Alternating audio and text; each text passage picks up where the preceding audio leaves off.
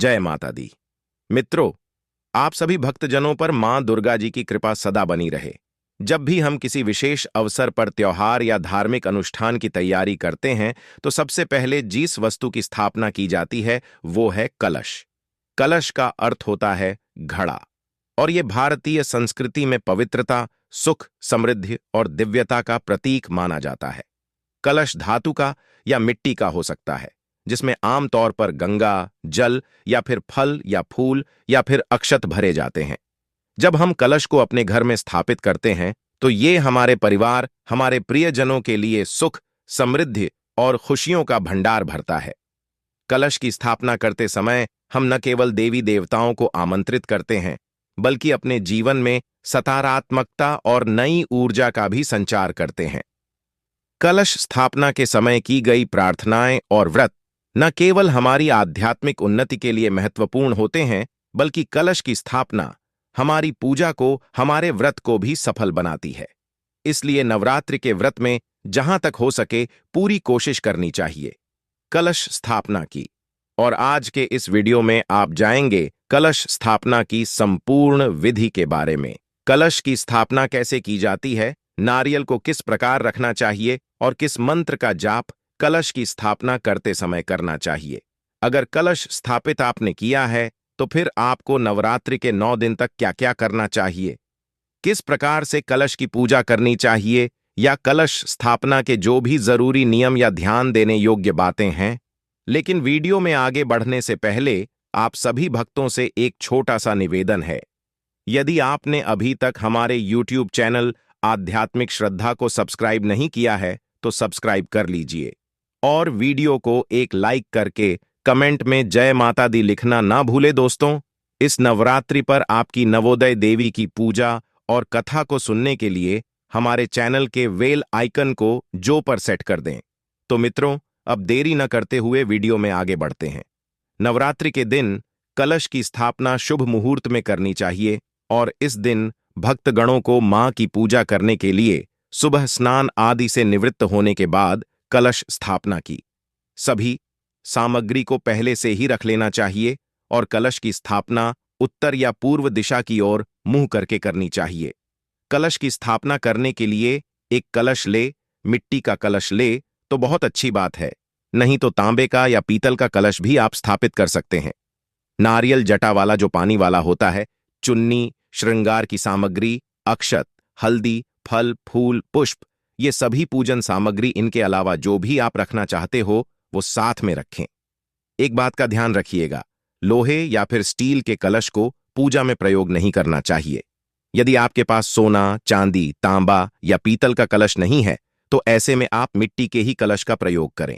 अब कलश के ऊपर रोली से ओम और स्वास्तिक बनाएं। पूजा करते समय, पूजा शुरू करने से पहले आप कहते हुए कुशा से अपने ऊपर जल चढ़ के अपने आप को शुद्ध करें।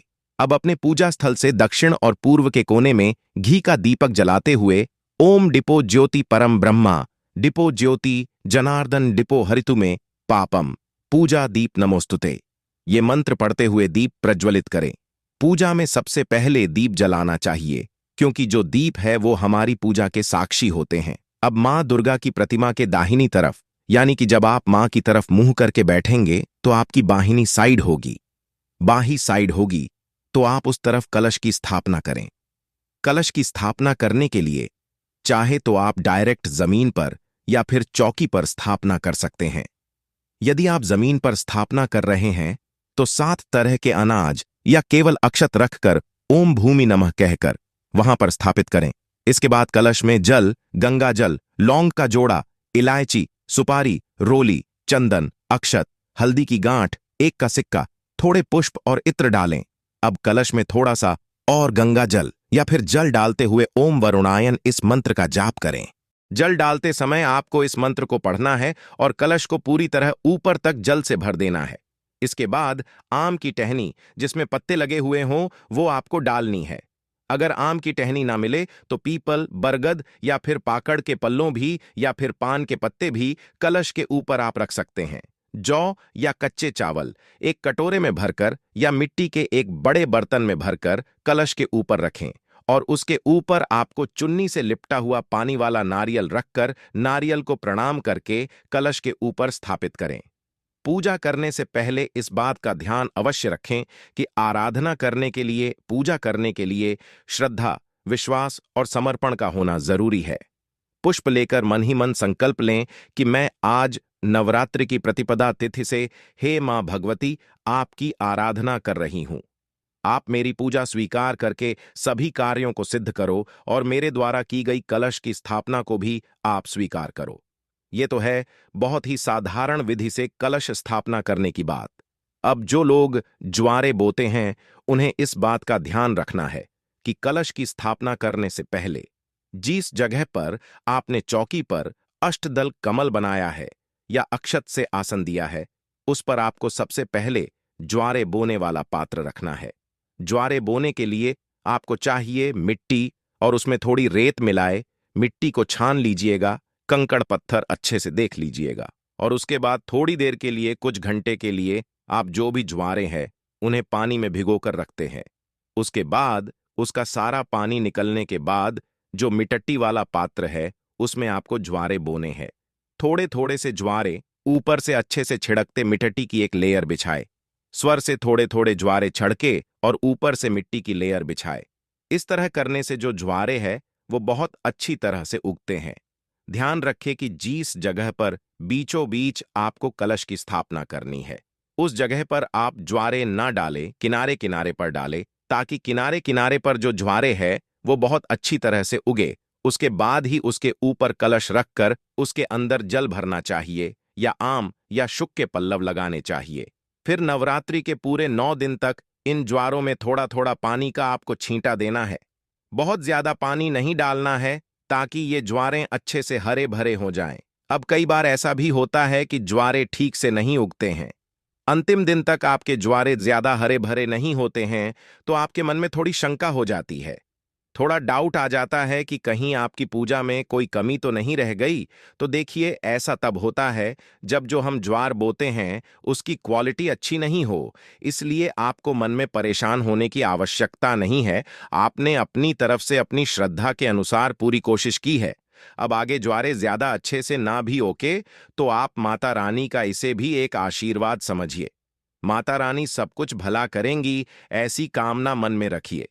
कलश को स्थापित करने के बाद बार बार हिलाया नहीं जाता है, न ही उसके ऊपर रखा हुआ नारियल हटाया जाता है। विसर्जन वाले दिन ही कलश में रखी हुई सामग्रियों को हटाया जाता है। स्थापना करने के बाद हर दिन सुबह और शाम धूप दीप जलाकर कलश की भी आरती उतारनी चाहिए। कलश को भी धूप दीप दिखाना चाहिए। इस तरह से आप बहुत ही साधारण विधि से कलश की स्थापना कर लेंगे। कलश की स्थापना करने के साथ ही उस जगह की पवित्रता का ध्यान भी आपको रखना है। अशुद्ध अवस्था में आप कलश के पास ना जाइए बिना स्नान किए। कलश को आप स्पर्श न करें या कलश की पूजा न करें।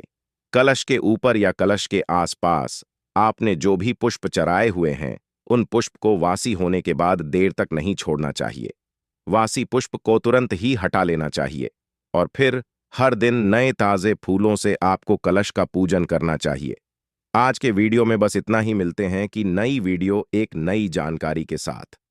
दोस्तों, ये वीडियो आपको पसंद आया हो तो इस वीडियो को अपने दोस्तों और परिवार में शेयर करें और हमारे चैनल को सब्सक्राइब करके कमेंट में जय माता दी जरूर लिखें।